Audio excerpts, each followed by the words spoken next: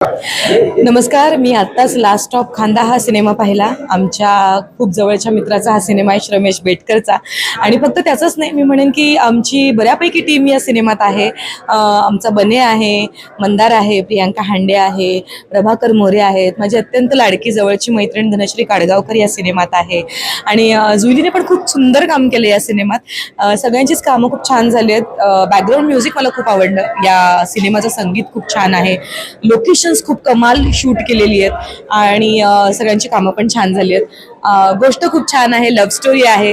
Love story म्हटलं की नेहमीच काय म्हणूयात, एक छान फिल्म बघताना जेव्हा फिल्ममध्ये आपण लव्ह स्टोरी पाहतो तेव्हा अशा छान पोटात गुदगुल्या होतात. तर त्या गुदगुल्या होणं खूप महत्त्वाचं आहे. तर त्या झाल्या आहेत. आणि मला असं वाटतं की अशाच जर गुदगुल्या तुम्हाला अनुभवायचं असेल, तुम्हाला तुमचं कॉलेजचं प्रेम अनुभवायचं असेल, तर नक्की तुम्ही हा सिनेमा बघा. आणि हा सिनेमा चित्रपटगृहात जाऊनच बघा. त्यामुळे लास्ट ऑफ खांदाच्या संपूर्ण टीमला, सगळ्यांना माझ्याकडनं खूप खूप शुभेच्छा. धन्यवाद.